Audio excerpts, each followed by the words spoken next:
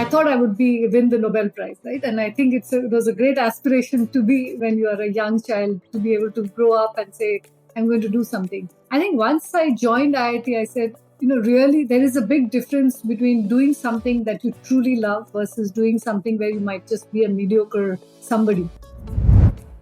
So I think, the way people describe success or anything ultimately is how the difference between what you expect and what you achieve. Right? So today you can actually take any part of your body, take your blood, take your saliva or anything that contains DNA, and you can actually just sequence it like you would read a book.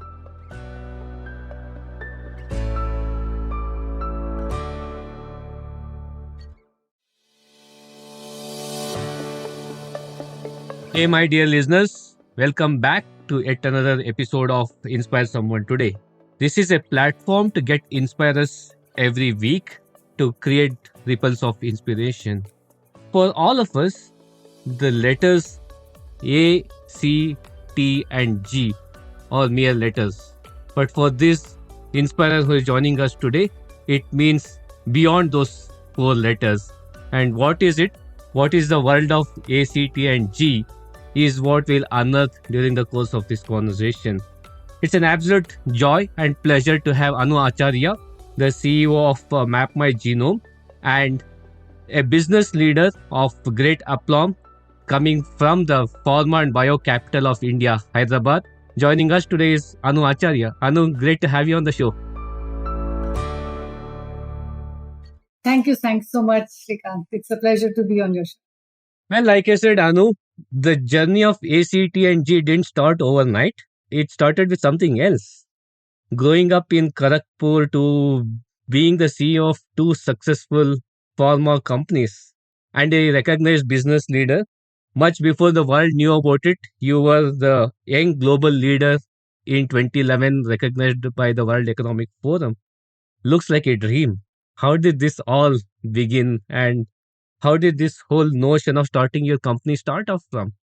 So essentially, I grew up in Bengal, although I am from my genes, genetic, makeup is from Rajasthan, but actually not really Rajasthan, because when you look at genes, we all ultimately came from the same, set of, whether it's from Africa and so on, right? Let's assume right now I was born in Rajasthan. My parents are both from Rajasthan, and I grew up in Bengal in a small town called Kharagpur. My dad was a professor, so basically the only thing that at that point of time, what you think about is, joining IIT, right? Like that's sort of your dream. That's what all your classmates do. That's what you do, and so on. So I think that was my dream as well, and I did get into IIT. I graduated from there, and then like most others, I think at that point I also wanted to go to the US, get a degree, get a PhD, and so on, and that's how I started. But while I was still studying, I think one of the things I realized was that, when I was young and growing up, I wanted to, I thought I would win the Nobel Prize, right? And I think it was a great aspiration to be when you are a young child, to be able to grow up and say, I'm going to do something. I think once I joined IIT, I said, really, there is a big difference between doing something that you truly love versus doing something where you might just be a mediocre somebody. And I think for me, that was one of the things that I thought maybe physics was not something. It was something I thought about because at that point of time, that is what I was exposed to. I really wanted to do something that let me follow what my nature and nurture ultimately was telling me to do. And I think that's where I said, maybe if I look at who I am, understand myself better, then maybe there is something else that is there which might be more suited for me in some ways. So I started thinking about ideas. And I think at that point of time, doing some sort of business, coming up with an idea was there in my mind, but it was not very clear what I would do when I was in college. I also met my business partner, my husband, and so on at college. We were both classmates. So that was another thing that happened at college. And then both of us went to the US. He went a year before me, and I went to the US. I was on a PhD program, but I knew I wasn't going to complete it even when I went. And ultimately, I knew I wanted to get into the world of business, start something, and so on. So I think around that time, if you think about it, this was the late 90s. And around the late 90s was when Google wasn't born yet, right? So this was the time when we had very early stage, some sort of, the early search engines like InfoSeek and so on. So I think at that time we thought about many different ideas, right? So it was not like one fine day we woke up and said, let's start a company in genomics, right? And I think, that's something that most people think that it's not like a eureka moment. So lots of different ideas, lots of different great ideas, lots of things that didn't work out. And then finally, I think I had, both, I started working with a startup, then I consulted a startup and so on. So I think, in that process, I think a lot of things became clearer that what you wanted to do. And I think it was clear that starting a business starting an idea would be great. And it would be great to be able to do something in India. So that was a thought process. And there were many ideas, and I'm not going to discuss all those multiple different ideas that we came across that we did not pursue. But I think one area that really, really got me thinking was that this was around the time that the Human Genome Project was going to get completed. Right? So around 2000, 2001 was when the Human Genome Project was just getting completed. It was costing a few $1 billion, but it was something that would ultimately give us what we feel is software of our own lives. And that's how I got fascinated. I thought this is a great place to start with, and maybe intellectually challenging that will sort of get me to think and not continue to be able to continuously innovate in that space. So I think that is how it started. And then once you decide and you take the leap, after that, it's been 23 years. And I think the world of genomics has fascinated me since then. I think that leap of faith has definitely given you and the world great results. One question that I had in my mind, a physics student going out there figuring out, okay, this is not my cup of tea. This is, mind you, even before the genome study was there. You went with your gut and you went on to do lot many things. Tell me a bit about the influence the family had. How did you kind of even arrive at that decision making point, saying that, okay, this is not what I want to do, but something else? How did that actually shape you up to make those decisions? So I think one thing that I feel that my dad always did, and right from when I was a child, one of the things that he always let me do was to make my own mistakes. And I think that's a very important thing to do too as a child, because you don't want to let someone else make those decisions and see what because then you will always blame somebody to do whatever you have done. So I think whether it was choosing my area of physics or whether it was something else, my dad always asked me, and he used to also interview me since I was a child, to ask whether what I was doing was based on what my dad was doing, or whether it was something that we were clear that this was a decision that I was taking. So he also documented some of that in cassettes, right? So he would ask us, is this something you want to do? Are you doing this because your dad is in this area, or are you doing it because you want to do this, right? So he always wanted to make sure I made those decisions, I thought about it and made those decisions, and so that I could follow through with that. The second thing I think he did was, there would be many things as children, I think we make mistakes. A lot of times parents will tell, don't do this, don't do that. My dad never told me, don't do this, don't do that. He would let me make a mistake. And one very clear example was when there was some quiz in the newspaper, and they said, you will win XYZ prize, right? And it was a simple quiz. I did it. And my dad very well knew that this was not something that you will get something really good. You pay some money to get that prize, right? Like you go to the post office, you get the thing. And my dad knew it was all a scam, but he wanted me to do it. And he said he went to the post office, got me the prize that was supposed to be there. And the prize was a mixie that didn't work, but was sprinkling water all around. And he said, wow, you didn't get a bag of stones. What you got is something that's a sprinkler, and it's also a this and it's also a that. And I think that was his way of telling me that, I did not want to let you know that you make a mistake, but if you don't do it yourself, you will never understand the consequence of your decisions. So never in my life I was told that I will take decisions for you, because ultimately you have to live your life. And I think that was the biggest lesson I think I have had. And I think everything that I do, I know is ultimately something that I'm responsible for. And I think that sort of has helped me in decision making, and it has helped me in understanding how to make decisions. And so that is how I got started. So my dad, very key important person to sort of help me facilitate in terms of how I process different sets of information. How do you make those decisions? How do you make sure that you follow through and understand where what that can lead to? The second, of course, is my husband. Of course, we both have been in the business together. We make sure that we take a lot of those decisions, whether it's in terms of saying, what do we do with this and what next? So I think they are probably two people that I think have helped me in terms of how we take decisions, how we make sure that we are able to understand. So going back to physics and why I was able to do this, I think an interesting statistic for you to consider that bioinformatics or the world of genomics actually has more physicists than biologists, right? And I think primarily it's because when you think about how life was for biology prior to the human genome and now, it's a different set of, it is very mathematical. It's very driven by physics and mathematics than just being pure, understanding of how anatomy or botany and other things work. So I think what you started to see was that once biology became a lot more analytical, a lot more programmable, if you will, then you started seeing an inflow of a lot of people who had more of an analytical background. And as a result, a lot of physicists came in. So I'm not an anomaly, really. It's more a rule. Absolutely not. And hats off to your dad for instilling those kind of lessons. For all listening parents out there, don't come in the way of your kids' decision making, allow them to fail. Otherwise, you might very well be stopping a CEO in the making. That's exactly what happened with Anu Acharya. With that kind of a background, Anu, you did start your own company. You went to the US, made those decisions that made sense for you at that point of time. And it was very intriguing when I looked at your profile and doing my homework to talk to you. And the stuff that I kind of came across was the wonderful concatenation of PCB in your life. Physics, like we discussed about the subject that you chose to kind of study and later on moved on to something else.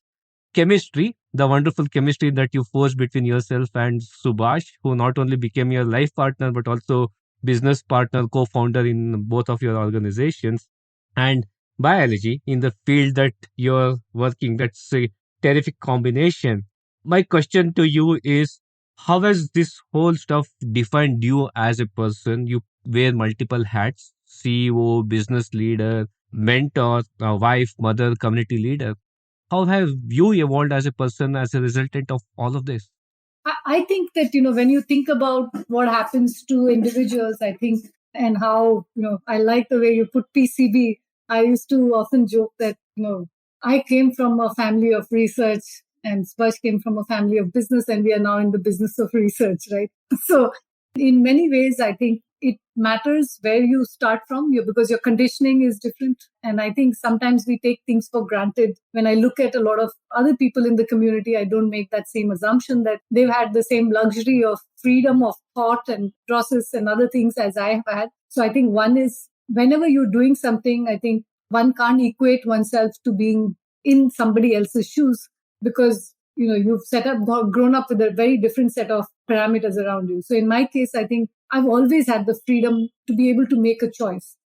Many people don't have that freedom. And I think that makes a difference in terms of what you choose to become over a period of time. So for me, that was very helpful to understand that one, I think, while I've been lucky, I think it's important for me to be able to create or be able to understand how to change that level field for others. So I think when you have the ability to be able to choose, when you have the ability to be able to have the right people around you, to be able to see further, because you can understand what others have done for you, I think you're able to make those changes too for other people as well.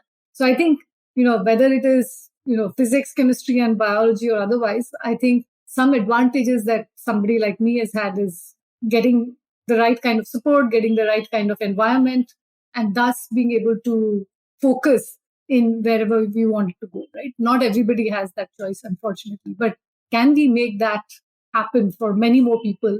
I think is a question that we all need to ask that, if we are able to do that, many times people say it's a matter of the mind, right? That, more people should do this and they can do it. But it's not as simple. I think we need to start conditioning at home, start conditioning, creating an environment, an ecosystem, and others. So I think today I've become who I am because partly my genes, but partly my environment that is there around me. And not just my family, I think, not just my husband. I think there's also a lot to do with who your peer group is, right? What you're reading, what else is going on in terms of your environment that allows you to become who you are. You are imbibing a little bit of that environment every time as you go along. I think that's how I would define that I became who I am based on putting together your nature and nurture and the environment. Nature and nurture. What you said takes me back to this Jim Rohan's quote, which says, "You become the sum total of the five people you spend time with." Now, is that a fact, or is it again determined by the genome that you carry along with you? No, I think little bit of it is determined by your genome, right? I think some of the studies, for instance, said that 30 to 40% of being entrepreneurial can be shown, that might be in your genes, right? Your risk-taking abilities, your the kind of, are you likely to become an extrovert? Are you likely to be able to get a lot of people together? Some of that is there in your genes, but we found that leaders are of all kinds, right? And I think you've seen that more than others. There are some leaders who are very quiet but still inspire people. There are some leaders that are very charismatic and inspire people. There are some people who lead by example, and there are some people who do, they have a different mold of how they do things. So I think ultimately there is a little bit of what is happening in the genome, but I think a lot also depends on what happens in terms of your upbringing, what happens in terms of who you're spending time with, right? But I don't know if it is five. I think it's more than five people. But I think five is a good set of like who your closest friends are, who your closest people are, and your children, of course. And I think it's a learning cycle. I think it's probably like a weighted average of, people that spend a lot of time with you, and then over a period of time, you also get to interact with others. And given the journey that you have had so far, Anu, if you were to kind of reflect back, success is there for all of us to read, see what you have accomplished. If you were to look back and say, taken the decisions differently, given what you know now compared to what you were aware of maybe 5 years back, 10 years back, what are your proud moments and what are the things that you would kind of given a chance go back and undo it? So I think, the way people describe success or anything ultimately is how the difference between what you expect and what you achieve, right? And so that difference between your expectation and what your realization, I think that thing is what determines what you consider as success. Now, other people may have their own set of way of defining success or happiness or whatever you may call it. But I think from my perspective, I have always made sure that, when you look at it from my own perspective, I don't set a standard of what I'm expecting out of something immediately, right? And that makes me happy in doing things where, in little things that I'm doing. So I don't know if, success can be looked upon by different people with a different lens. And in my case, I'm happy with what I do. I have not really regretted anything that I've done, over a period of time. I think not done anything illegal or anything that I should be ashamed of. So I think, given that part, I think I'm quite happy with the decisions I've made. Of course, there's some things that, you see a delta of where things might have done better than what you expected. And I think, keeping low expectation of what you expect that to be allows you to feel more happiness and pride in terms of what you're able to do. So I think two, three things. I think one is, we were able to successfully create a market for the whole preventive genomics in India. It took a lot of creating that market, spending a lot of time and energy, and it would have been nice to have a lot of money to start with, but I think we were able to grow it in a slow and steady fashion. We were able to bring that whole this thing about. So I think one is to be able to create that. Second is that I think we've been able to create an environment internally in the company that allows the team to be able to maximize their potential. And I think, that basically means that, we've been able to create an environment that allows the different people in the company to be as much as part of, put their voice forward to be able to do that. And I think that's important. We've also had a very healthy mix of, diversity, and I won't just call it as gender or others, but I think we have truly been inclusive, and we have not done it because we took a check sheet of saying this is what we are going to be, but we have just been normal and unbiased in terms of how we are looking at things. And I think do that, you automatically bring in some of those. So I think from my perspective, I think some of the bigger achievements is not being influenced by some of the things that others are doing and being able to be who we are naturally and being able to bring an environment that is that's nice to have in terms of how do you bring about something that's new and innovative and so on. So I think those would be some of the areas that I feel we have done a good job. Of course, there are many things that, in a business you have ups and downs, and then, that you can't expect that everything would be a flat line or just an exponential up. I think then you have not really run a business or you have not taken risks enough. And I think we have taken good risks. We have taken many risks. We have made some failed products. We have done all of that. And I think those help in seeding newer ideas. So I think, we've gone through the whole life cycle of up and down. We've been able, some parts have, some products have not worked well. Some decisions were wrong in terms of, hiring or otherwise, like everybody else. Those are part and parcel. And I think today I've learned more from those mistakes than I would have otherwise. So I don't have, regrets. I think there are only learnings. Maybe it sounds cliched, but I think even my genes say that. Well, that very nice way of putting across things. I will kind of counter that particular point of view with would Anu's viewpoint perspective on what you said right now would be different if you had not had the success that you have seen today. If your organizations, if the entrepreneurial successes that you have had was not the same, would the perspective would still be the same? I think so. I mean, I think I've changed as a person, right? Little bit. I think who I was when I first started Ocimum, which was 23 years ago. And today, I am. I think we are. I'm a slightly much more mature person, I would say, than I was at 28. And I think that's a part and parcel of, what you take in from those ups and downs of an entrepreneurial journey. So I'm not saying that I would like to say that it's not that we've had only successes. We've had a lot of failures. And I think, that's what balances out, right? I mean, I think if there was an entrepreneur that only saw success, the chances of hubris gathering becomes higher, right? And I think, one of the things that I feel personally that has changed in me is that when I was 28, 27, 28, I think two things have personally changed in terms of who I am. One was that I was extraordinarily emotionally attached with what I built. Today, I'm not. Like, I am. I like what I'm doing, but it's not like, I will look at it from saying that, this has no value. Like, it is like, it's something that is unattainable, right? So I think making it more realistic, that is one. The second is that I think it's also important that you realize that, you can make mistakes. And I think that's a realization that you get when things don't always work. So I think it's just definitely not that I have not had my set of failures. And I think those failures are what have kept me and have created a more mature version of who I am. In a country that is obsessed with Genome when kids are born, the first thing parents do is go get the Genome done for their kids. You're transforming that Genome to Genomepatri. Tell us a bit about what is Mapmygenome. How did this even come across? I think even before that, for the benefit of our listeners, it would be helpful if you can give us a quick masterclass of what genome is all about. Why is it important? And in that context, how does Mapmygenome come into existence?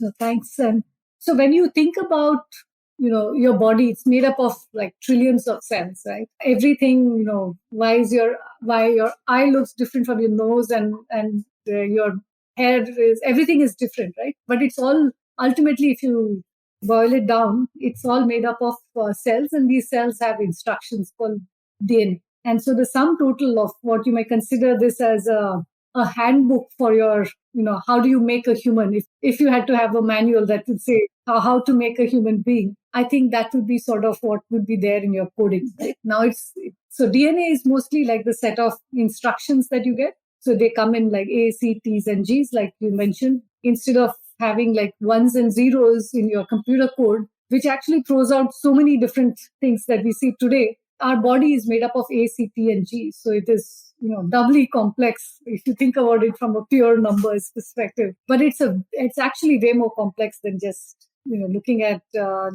just computer code, because you have these ACTGs. You're getting this, the genome that comes to you as part from your mother and part from your father, right? So you're getting this when you're born. when an embryo is created, you're getting half of your chromosomes from your mother, half from your father, and that sort of is your instruction code. So it says, this is how Shrikant is going to be created, right? So it creates this thing, it tells each of these different organs what needs to be done. And even though it starts with the same set of this thing, there are different levels of expression that basically tell your body how to create different parts of the body, and that's how you're born. Now, earlier we didn't know what this was about. We knew there was something. We all knew that, you have your father's nose, you have your grandfather's this thing, and you have your grandmother's some. So you could see some of the visual similarities that you might see in between your parents and you, or your grandparents and you, or even your siblings and you. So those are things that you can see are naturally being transmitted. Something was being transmitted. So you found these set of instructions that we can now decode, right? So today you can actually take any part of your body, take your blood, take your saliva, or anything that contains DNA, and you can actually just sequence it like you would read a book. So if you would read a book, then if you think about it, there are 23 pairs of chapters that are there, which means 23 pairs, 23 that came from your mother, 23 that came from your father. So if you had a book that had these 23 pairs of chapters, that's your chromosomes. Now, in each of these or each of these chapters, you have little paragraphs, right? So that's your genes that are there. So you have like total of 20,000 or so genes. Those are sort of your paragraphs that you see in your. And then if you think about like further, each of those words or each of those phrases is what is important. You want to be able to understand where that marker is that is sort of saying, what does this mean? Does it mean that can you be the one who runs fast versus are you likely to be high endurance and so on? So that's sort of what you're looking at. You've understood that this sort of like an instruction book and all of that. And what we are doing in Mapmygenome is to be able to take different parts of this book. We understand that particular word in this chapter at this location is responsible for a particular function, for instance. Right? That would be one thing. So that area, or what we look at, is called as a single nucleotide polymorphism or a SNP. And then you take multiple such polymorphisms, you take multiple such markers that are sort of responsible for a trait or a disease, and we would then make that that would become part of the report. So what we do in Mapmygenome is essentially to either sequence the entire genome, or you sequence part of the genome, the part that is important, and then create a report. And the report could be of multiple types. Like could be about wellness, could be about ancestry, could be about fitness, nutrition, and so on. So that's a little bit about, I hope that didn't go hopefully not too complex for people to understand. I think it is definitely capturing the curiosity out there. And the purpose of having this report is more towards preventive health care. Also about understanding what works for an individual, what doesn't work for an individual. If you can throw some light around that particular piece as well. So if you think about this whole genomics piece, I think there are aspects to it that can be used for a diagnostic purpose. But there are more aspects when you look at Genomepatri. I think we are looking at it more from a preventive aspect, right? We do also the clinical part of it, but I'll save that for a later discussion. So when we started Mapmygenome, for instance, in 2013, our purpose was that people mostly go to a doctor very late, right? I mean, by the time they are going to a doctor, it's when the symptoms become so bad that you can't handle it with your regular analgesics that you may find, or something that you can't handle on a normal day-to-day basis. And that's when you go to the doctor. And by the time, normally, it's too late. It's too late to sort of reverse from where you start. So your body is like a little rubber band, till a certain point you can continue. Yeah, but at some point, I think when the symptoms start to arrive, typically it's too late. So you want to be able to understand it before that happens. We said if we can help people understand, because by the time the symptoms arrive or by the time you're doing something, that might only show what we call as a tip of the iceberg, right? You are able to understand based on symptomatic, or you're doing a blood test, you're able to understand where you are today. But if you can understand how your body functions, if you can understand how you can actually change the other things that you can do to be able to optimize health, that's an advantage that you have. It's not about saying that just because I find out I will get the disease, right? And I think sometimes people think that. But it's more about saying, if I'm at risk for type 2 diabetes, can I do something about it today? So that I don't have to get to that point where my HbA1c is going out of control, where I'm starting to see that something's happening with my eyes, or I have to get my leg cut off, or things like that, right? So the idea is for people to understand that you may have a risk, and if you correlate that risk with the genetic counselor, with your family history and your current lifestyle, can we give you recommendations that you can take to today so that you don't have to go to the doctor, or at least you go late to the doctor? So I think that's the purpose of saying, can I look at it from a preventive healthcare perspective? And I think I often tell people that prevention is not only better than cure. I think prevention is the only cure, right? I mean, if you can prevent it, then you have actually cured the disease. Otherwise, it's become too late to cure something. I hope that. Yes, absolutely. Prevention is the cure. And how do one get access to this? How do one get to know about their genetics makeup? Do they have to do it repeatedly, like an annual health checkup? Do they need to do every year? How does this work? No, so what you're born with, like when you were born, and I think it's the same set of genes that are going to the rest of your body as well, right? So you need to do it only once. So when you're looking at it from a hereditary genes perspective, that genes are not changing. Those markers are not changing. So do it once. It can be done at birth. It can be done when you are 20. You can do it when you're 40. That's up to you. I mean, the earlier you do it, the better it is for you. But let's assume that somebody, typically we find that people do it at the age of 30, right? So let's say somebody does it at 30. You understand that you have certain types of risk. The genetic counselor then tells you these are what you need. That information stays the same. But what changes after that is maybe your exercise changes, your food changes, your blood reports will change. So what we are aiming to get at beyond this is to be able to then use machine learning to combine all of these pieces together. So that part will change. But what won't change is your hereditary markers. What may change is if you had cancer, then there are chances that you will get what we call as the bodily, like the somatic mutations, which then can help you understand what course of treatment that you're likely to take. But when you're looking at Genomepatri, that you can take only once during your entire lifetime. You don't have to keep on repeating it every year. What you should be repeating, though, is that your health check that you do on a yearly basis, that needs to be personalized based on where your risks lie. So based on the markers and based on your family history, you can personalize what sort of tests you should be doing on an annual basis or a half-yearly basis. So if you can't prevent the disease, you should be able to catch the disease early so that by the time you go to the doctor, it is actually something that the doctor can take an intervention that actually is beneficial for them. This is very interesting and intriguing. One is to kind of take care of a preventive measure, and at the same time, where we are today in the world, the coming together of technology, AI, the health wearables, all of those things. So where do you see the confluence of all of this? What is future looking like? So I think, today we are still, thinking about AI as being something that is, maybe a lot of people have heard about ChatGPT, and you're looking at it from a content or an art perspective.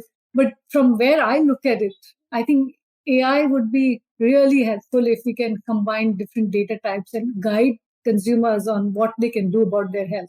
Right? Today you have, for instance, one of the tests we are working on is microbiome. It helps you understand what kind of bacteria and microbes you have in your body. That ultimately is helpful. You're doing blood tests. You're doing, you probably have a nutritionist guide you in terms of a plan based on your genomes. You have many things that are personalized. So I think AI is helpful, and where we are working on is to combine all these data types together, saying, are you going in the right direction or not? Is that the right path? Because your genes are not changing, but what you've been doing with your life is changing.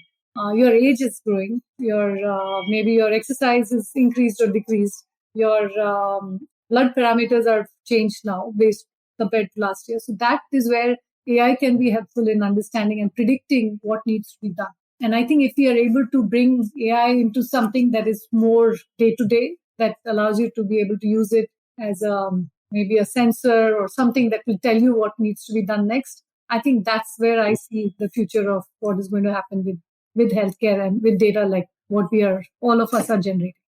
For sure, we are for interesting times, no doubt about it. I think this also opens up a debate of sorts in my mind, Anu, which is basically would this also widen the gap between the have and have nots?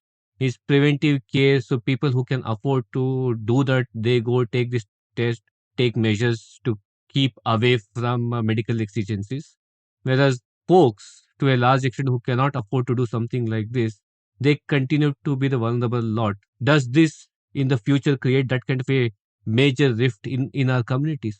So I think that depends on how governments and other players can intervene, right? So we are seeing now, for instance, we have the Ayushman Bharat and a lot of these other interventions that the government is taking. I think if we are able to use this information, and I think now the cost is getting lower and lower, I think this would be a very valuable thing from a government perspective as well, because today I think getting a doctor or a hospital in every village or town is not going to be that easy, right? Even though we are seeing an increased number. I think if you're able to figure out that you can understand and assess risk and be able to help them, then it's a possibility that you can actually change the future of the whole country. So that can be one approach that you can take, that, can we do this for everybody in the country and be able to take the right kind of measures to look at nutrition? Can we supply something that allows everyone to be a little bit more nutritious based on their genomes? Can we do something that allows us to be able to reduce the effect of adverse reactions? So that could actually reduce that disparity that is there. But in reality, I think I agree, if it is going to be purely a commercial approach, then, there are people that will live longer based on what information they can get out of their health data. There's a lot of venture capital that has gone into this whole world of understanding how to live longer. And a lot of times, I think, the people who can afford are likely to be able to access some of these tests. Therefore, be able to get the right guidance, whether it is from the right nutritionist or the right kind of fitness experts and so on. And I think that already happens to some extent. But my honest feeling is that if there's a possibility of using policymakers to say, can I use this to actually change what is happening with the overall prevalence of disease? Can I change the way you're looking at it? Then I think we will reduce the disparities. So, in the power of three round, the first of the power of three questions is, what are the three emerging trends to watch out in the health tech space? I think the most important trend is that I think post-COVID, we are seeing the use of mobile phones and the use of, that would be one, that we are seeing online consultations, online everything. That's definitely one, and the more simple one. The second thing that we are seeing is that the use of like an Aba ID or something that will allow you to make it simple to transact in the health space. The third is the use of AI for actual decision making, so that you can actually use that information for preventive health, which is more personalized, which is more participatory. That means consumers are being able to participate in this whole healthcare space, and they are also being able to look at it from a predictive perspective. So the use of tools and data to make it more approachable for people to be able to do the 4 Ps of personalized medicine. But I think the second trend is more, can we use easy transactions on health? And the third would be where we are able to use our mobile phones and other devices for actual monitoring or actual consultation. You are a podcaster yourself. You have done your gupshup talks. If you were to have an opportunity to have three individuals that you would love to host on your show, who would those three individuals be? So if it is genomics gupshup, I think there's some people that I would like to, or let's say if I don't take it as genomic gupshup, but three people who I would like to interview. One definitely would be Dr. Jennifer Doudna and or Dr. Emmanuel Charpentier. These are two who have worked on CRISPR on the gene editing side. The second, I think I would like to interview would be, somebody like Elon Musk, who's very an interesting personality. And then the third I would like to look at would be, actually I've already said three, but if I had to interview more people, I think there are many people, like whether it is on the genomics side would be like Dr. Gagandeep Kang. There are people like Renu Swarup and others who are making a big difference in the world of genomics. What are three routines that is unique to Anu? I don't know if they're unique to me, but I do three things every day. One is I learn learn a little bit of a new language every day. I read, and I also learn a new course pretty much every day, do a little bit of that. And the third is I also exercise every day, which it could be as simple as yoga, could be swimming, could be anything else. But I make sure that at least those three things I do every day. And also I read. And what's the secret behind learning something new every day? I think learning something new triggers some of your neurons, right? So sometimes I pick on subjects that I know nothing about. And same thing with languages, right? I think they sort of help you in putting pieces together. You have lots of dots that are there. And when you learn something new, it sort of helps you connect the dots. It helps you in thinking about problems in a different way. And so those are things that I've been doing for many years, and I do it without thinking much about why I'm doing it. But I think every time I do something, I think because I enjoy that process, I also realize later on that sometimes, learning a new subject or learning a new course or learning something new or reading something new helps you think about problems that are not normally, if you just thought about it as a problem, that's a problem. It's the same way I look at it when I'm teaching my daughter. I tell her to think about, just do something different. And it's not about, so when she says, this is not in my course, I tell her that in life, it's not going to be a simple course. You're going to have things thrown at you. And when you learn something new every day and you enjoy the process of learning, I think it helps you in being a lifelong learner, and I think enjoying the learning itself. And I think that puts you to connect dots. And I definitely need to latch on to that when you say you love reading. Is what are your 3 book recommendations? So I'll recommend first three authors, because I think it's very hard to come up with specific books every time. I think when it comes to scientific writing or scientific way of this, Siddharth Mukherjee is one of my favorite. There are many more, but I think he has written many great books, and I like it because his writing is sort of like poetry, and that helps in visualizing. Just even though the books are actually quite big. The second person that I like from a fiction point of view is Amitabh Ghosh. He's written a lot of books like The Calcutta Chromosome, The Sea of Poppies, and so on, and In an Ancient Land. And these are some of the three names that I remember. And the third person whose books I really enjoy reading and I don't miss out any is Walter Isaacson. He's written a lot of great biographies on people with very in-depth analysis. And I think so these are three authors that I can recommend. And if you want, I can give specific names. So Siddharth Mukherjee's The Gene, or The Emperor of All Maladies, or I think the recent one, The Song of a Cell. And then Isaacson, I think, has many famous biographies that he has written, but the recent one is The Code Breaker. Thank you for sharing that. So, if Anu were to give advice, not to her younger self, but to her older self, what are those 3 advices that you would give to your older self?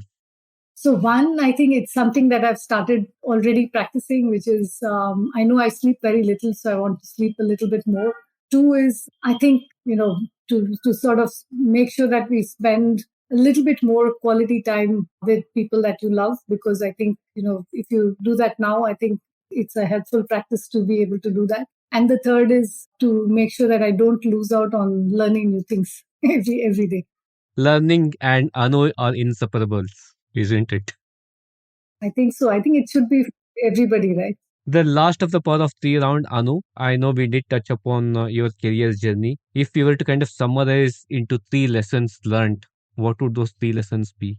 I think one is that, one lesson that I've learned is that we always look forward in terms of, what lessons you've learned, how do you learn from your mistakes? And I think to understand and constantly be reflective about what you have done in the past, that would be one thing. The second thing I think that I've learned is that, at least when it comes to business, I think the most important element of your business is your team and your customers, right? So these are the two pieces that two parts that you want to make sure. Of course, there are your investors and all of that, but I think if you fix these first two pieces, I think the rest of the things automatically get, So if you focus on the team and the consumer and your customers, I think the rest of the stakeholders automatically get addressed. And the third is that I think it is to be able to, create, a routine that allows you to be able to have time, and you'll never be able to balance work on life. But I think I've always enjoyed my work, so I really don't find a difference between the work and life. So for me, my work is my life and my life is, is life. So I think for me, there's life in everything. For the power of three round, Anu, well played. Great answers out there. So we are coming closer and closer to home run. So before we kind of get closer to that wrap up mode, couple of other things that drew my attention, Anu, if I may. You are on a mission to make the world healthier by 2030. And we did touch upon how genomics can play a big role in that particular piece. And through your organization, you have been doing this for years now. What are some of the data trends that you have observed that individuals can kind of take attention to and start working on it? Not necessarily each of them have to take up the test to kind of do this, but with the data that is available at this point of time, what are those two, three, if I were to say, markers that people need to kind of be aware of? So I would say, of course, it would be nice for everyone to do the test. That's a different subject altogether. This is an opportunity for you to tell people how can they go about take the test as well. Yeah. So I think, people can just place an order online, whether it's on Mapmygenome or Amazon or Flipkart or 1MG or wherever they prefer. But I think one thing is that, when you know something, when you're aware, the chances of you taking an action are very high, as opposed to when you don't know.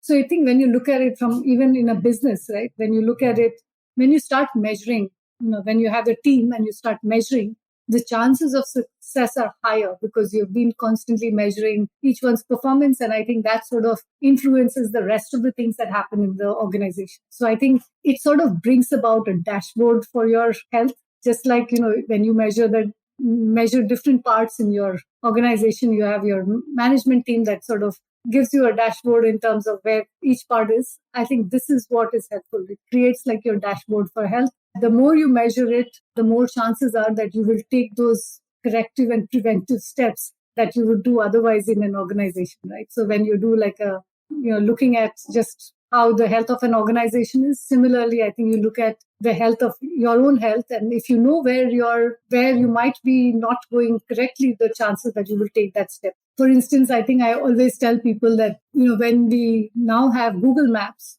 it's not that if you had to go to a point that you are not going to that point A. It is just that if you know that there is construction going on in road A, the chances of going to that point A can be through road B. And that road B might be the right and the more effective thing for you at that point of time. So it helps you in understanding when you have data that what are those steps that you can take today to be able to reach without a problem, without a delay in terms of how you can get there, you live longer and healthier. So I think that's the way I look at it, that when you are aware, the chances of you taking action is way higher than otherwise not. The second thing that I feel that you can sort of understand from genomics could be that different people have different starting points. Some people are maybe fearful about knowing if they have a risk for things like neurodegenerative disease or cancer or something that comes late in life. But it is a good thing for people to be able to say, maybe I have a simple goal, which could be I want to lose weight, could be I want to look better. And I think in many cases, when you do those right, I think you also do right for many other pieces as well. So no matter what your thought process is in terms of saying, do I need to understand only disease from a disease perspective, or do I understand it from saying, can I be fitter, can I be younger, can I live longer, can I look more beautiful, and so on. So I think it's a different way of take on how they want to look at life. But if they're understanding it and they're able to take those right steps, I think ultimately they will have a healthier outcome for that. So I think every time we created different products for different people, because some people are just curious to know where they came from. Some people want to know which beauty products work. Some people want to understand what kind of nutrition works for them. Some people want to know what exercise works for them, and so on. And the others, and actually most of the people end up wanting to know everything that is possible from what you can do from your genes from a preventive perspective. So different things, different takes for different people, but ultimately I think we are able to help and guide them towards a healthier life. I think that is what one of the things we see. And the third thing I think that we've also seen is that we keep doing research And one of the research areas was longevity, where we said, can we understand why is it that some people live for 90 plus years or 100 plus years without, they look like a 50-year-old or a 60-year-old or maybe a little bit older, but they're still very mentally active or physically active, but others are not.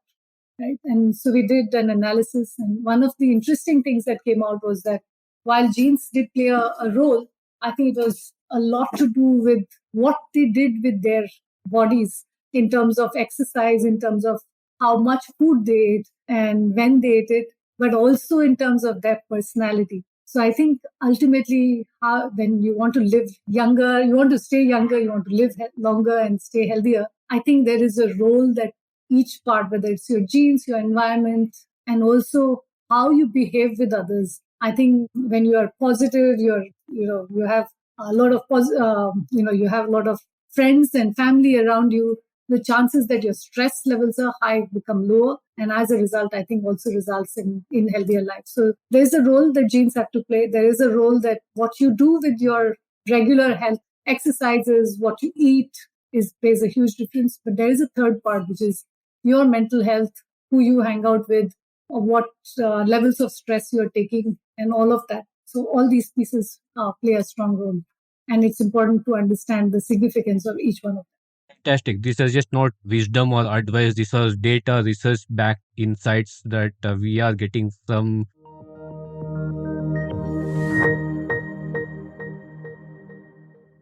making it stick. Your actionable insights from today's conversation. Take it, implement it, and see the difference. Who are we as human species? Do we know who we are as individuals? What are our aspirations? What are we good at? Do we know our feelings? Can we predict our mental, physical, and emotional health 20 years from now? Hello, listeners. Anu Acharya's dialogue transcends from the microcosm to the macro aspect of human life. Her ability to define herself, inspire others, and still being modest about her achievements are worthy of following and learning from her. Few points to take away from the discussion. Number one, we need to understand who we are.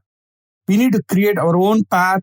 Parents and society should not be the defining factor in one's trajectory in life. While they are useful influencers, it is important to explore and identify what we want to do, what we are good at and not so good at. At a young age, aspire to be someone of significance.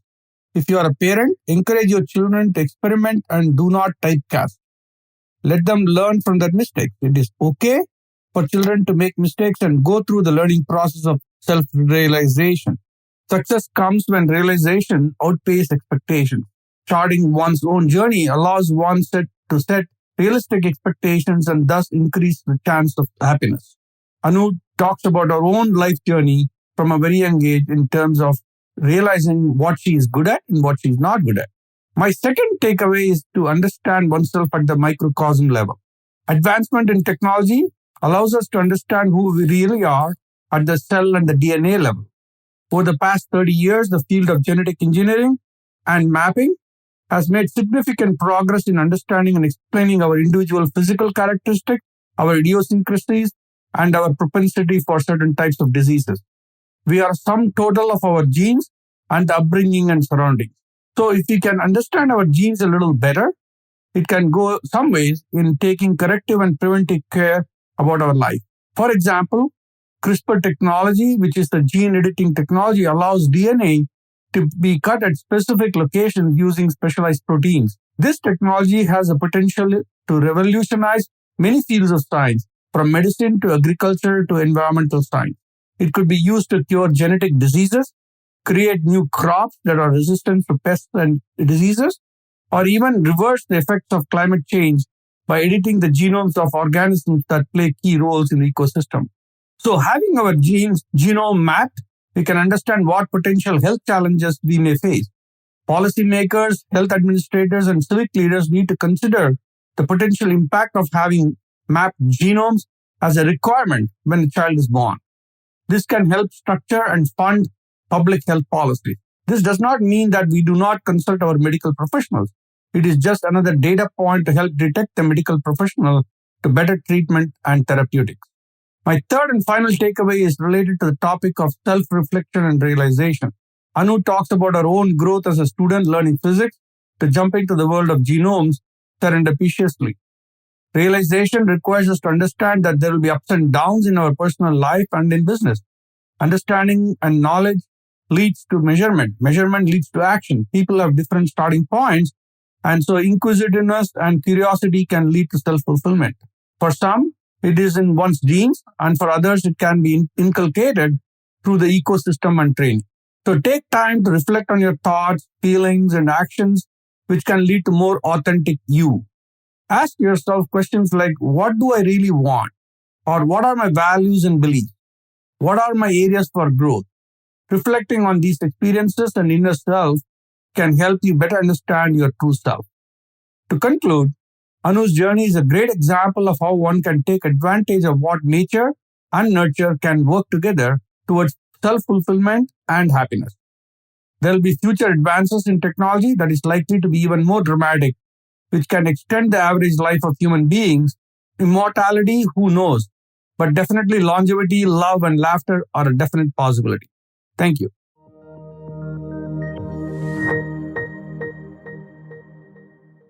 Zillions of more questions that I would love to ask you. Before we close, this show is all about creating ripples of inspiration. What's your Inspire Someone Today message to all the listeners out there?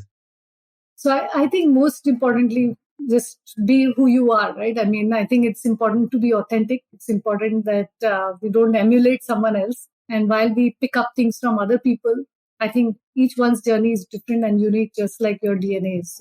So be yourself, be true to who you are. Be yourself, be true to who you are. From the bylanes of Kharagpur to the high streets of the Bay Area, Anu, you have done us proud. Thank you for listening into today's edition of Inspire Someone Today. It's been a privilege to bring in these conversations. If you like this episode and have any feedback or comments, do mail me at inspiresomeonetodaypodcast@gmail.com. Inspiring someone is like creating ripples around us. If you like what you listen, feel free to share them and let's create ripples of inspiration. Do not forget to follow me on my Instagram handle @InspireSomeoneTodayPodcast for all the latest updates. This is Srikanth, your host, signing off, and until next time, keep inspiring.